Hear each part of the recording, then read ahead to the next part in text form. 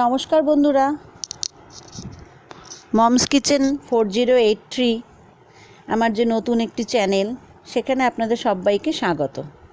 আজকের আমার রান্নাটি হচ্ছে এঁচোড় চিংড়ি। এঁচোড় চিংড়ি তো সবাই রান্না করে, আমিও করেছি।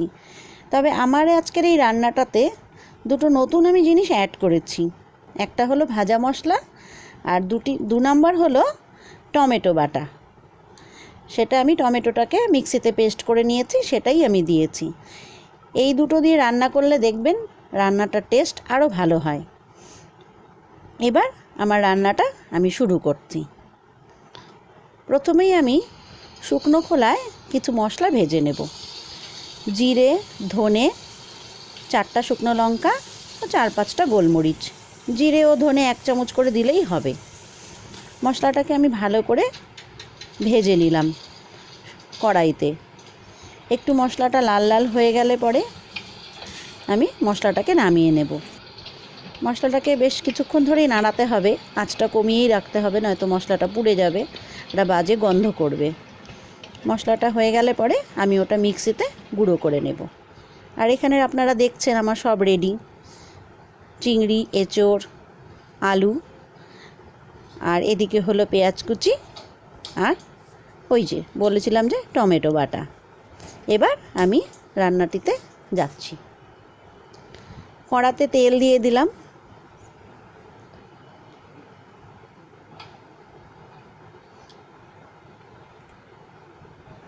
কড়াতে তেল দেওয়ার পরে তেলটা একটু গরম হলে আমি প্রথমে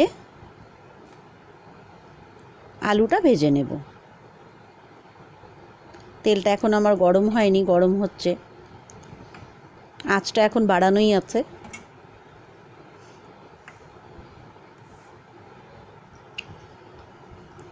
আঁচটা বাড়ানোই আছে, তেলটা গরম হচ্ছে। তেলটা ভালো মতন গরম না হলে আলুটা বেশ ভালো ভাজা হবে না, আর একটা তেলের কাঁচা গন্ধও থাকবে। তেলটা আমার গরম হয়ে এসছে, এবার আমি আলুটা ছেড়ে দিলাম।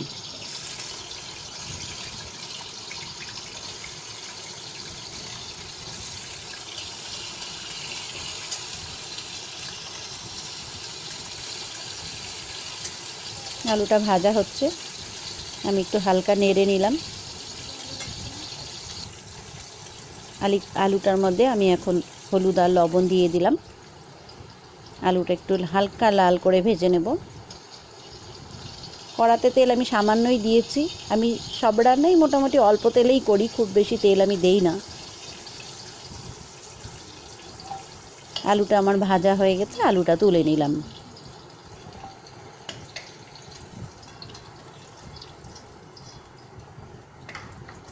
এবার এই তেলেই আমি এঁচোড়টা ভেজে নেব। এঁচোড়টা দিয়ে দিলাম কড়াতে। এঁচোড়টা আমি আগেই হালকা সেদ্ধ করে রেখেছিলাম, খুব বেশি সেদ্ধ করিনি। সামান্য লবণ আর হলুদ দিয়ে হালকা সেদ্ধ করে রেখে দিয়েছিলাম। এবার এঁচোড়টা আমার ভাজা হচ্ছে, হালকাই ভাজবো।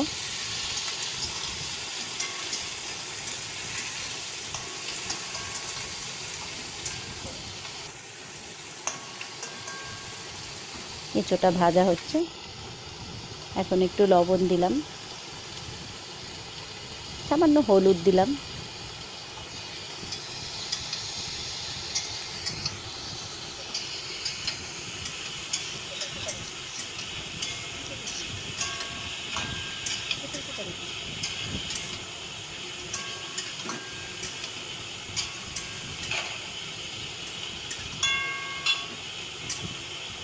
এঁচোড়টা আমার ভাজা হচ্ছে, আর একটু হবে, তারপরে নামিয়ে নেব।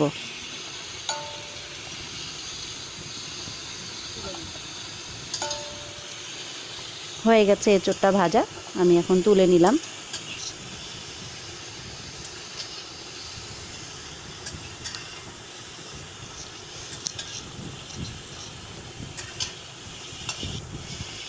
এবার আমি চিংড়ি মাছটা ভেজে নিলাম।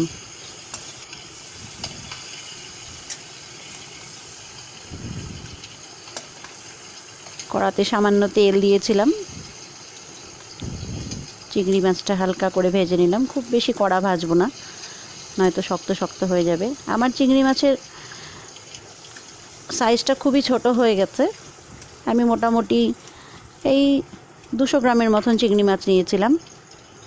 আপনাদেরকে বলা হয়নি, আমার এঁচোড়টা ছিল প্রায় আধা কেজির মতন, আর আলু আমি 2টো নিয়েছি, আর 2টো পেঁয়াজ কুচিয়ে নিয়েছি, আর 2টো টমেটো বাটা দিয়েছি। এবার আমি কড়াতে আরেকটু তেল দিলাম। এবার আমি কড়াতে ফোড়নগুলো দিয়ে দেব। একটু তেজপাতা, 2টো বা 3টে, 2টো এলাচ, 2টো দারচিনি। এবার ফোড়নটা আমি হালকা ভেজে নেব। দারচিনি আর তেজপাতা দিলে রান্নার গন্ধটা খুব সুন্দর হয়। এবার পেঁয়াজ কুচি দিয়ে দেব।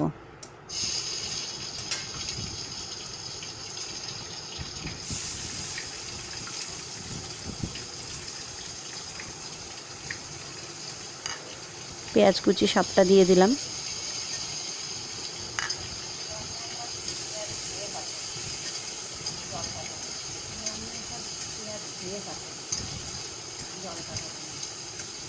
পেঁয়াজটা ভাজা হচ্ছে।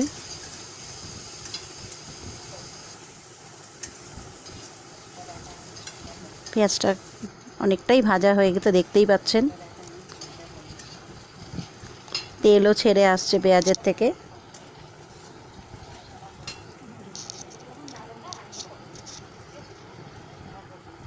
সামান্য হলুদ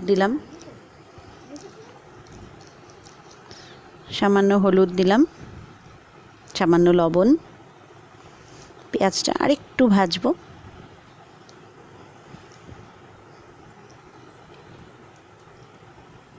এবার একটু লঙ্কার গুঁড়ো দিলাম পেঁয়াজটার মধ্যে, তবে বেশ লালচে রঙটা আসবে। একটু জিরে গুঁড়ো,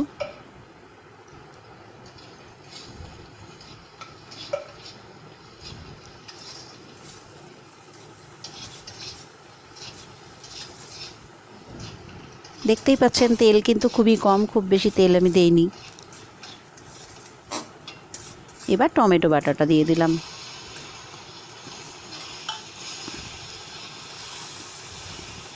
টমেটোটা বাটাটা দিয়ে আমি অনেকক্ষণ নাড়াচাড়া করব, নয়তো টমেটোর কাঁচা গন্ধটা থেকে যাবে।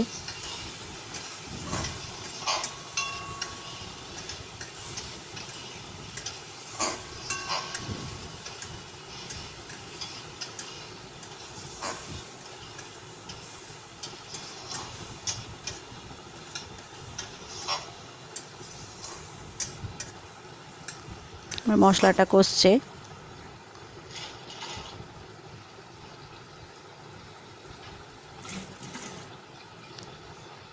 মশলাটা অনেকক্ষণ কষাতে হবে, নয়তো টমেটোর কাঁচা গন্ধটা থেকে যাবে। মশলাটা আমার অনেকটাই হয়ে আসছে, দেখতেই পাচ্ছেন আপনারা। এভাবে এঁচোড় চিংড়ি একদিন বাড়িতে রান্না করে খাবেন, বেশ ভালোই লাগবে।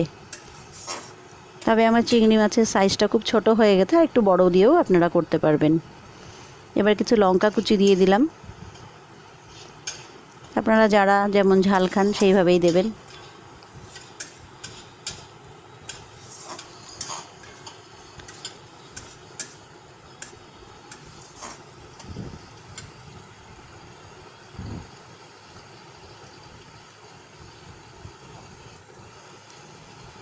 মশলাটা অনেকটাই কষে আসছে, আপনারা দেখতেই পাচ্ছেন তেল ছেড়েছে।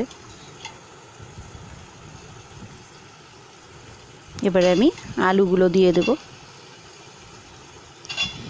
আগে থেকে যে ভেজে রেখেছিলাম সেই আলুগুলোই দিয়ে দেব, দিয়ে সামান্য কষাবো।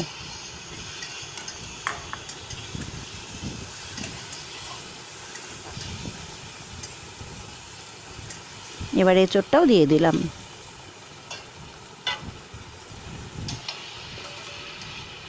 আলু, এঁচোড় আর মশলাটা একসাথে ভালো করে নেড়ে চেড়ে কিছুক্ষণ রেখে দেব।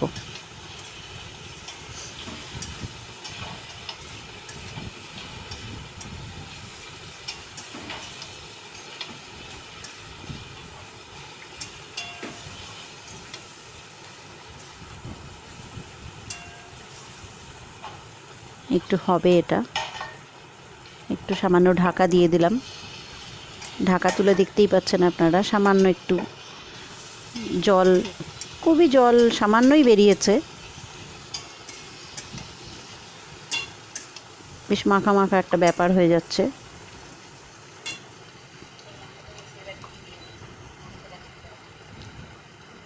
এটা অনেকক্ষণ কষাতে হবে।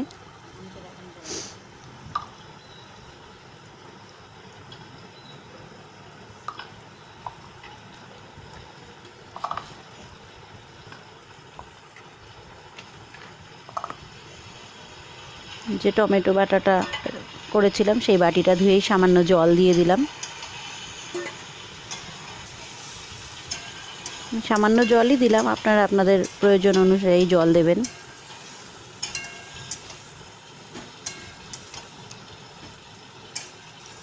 দিয়ে আবার একটু ঢাকা দিয়ে দেব। ঢাকাটা সরালাম, দেখতেই পাচ্ছেন বেশ ভালোই জল বেরিয়েছে এঁচোড় থেকে। এবার আমার চিংড়ি মাছটা যে ভেজে রেখেছিলাম সেটা দিয়ে দেব।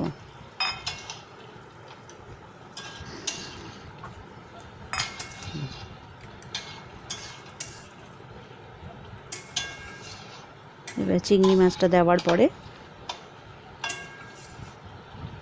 আমার তরকারিটা একটু কষবে, আর একটু আমি ঢাকা দিয়ে দেব।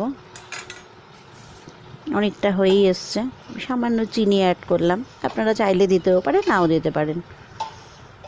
আবার একটু ঢাকা দিয়ে দিলাম।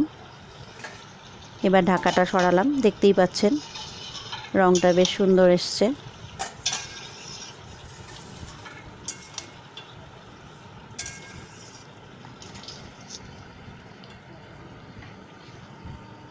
খুবই সাধারণ রান্না, খুব একটা ঝামেলা নেই। এবার আমি আগে থেকে যে মশলাটা ভেজে গুঁড়ো করে রেখেছিলাম সেই মশলাটা দিয়ে দিলাম, প্রায় 3 চামচের মতন। মশলাটা আপনাদেরকে দেখানো হয়নি, এরপরের রেসিপিতে আপনাদেরকে দেখাবো। ভেজে রেখেছিলাম সেটা তো আপনারা দেখলেনই, গোটা জিরে, গোটা ধনে, গোলমরিচ, শুকনো লঙ্কা গুঁড়ো করে আপনাদেরকে দেখাইনি।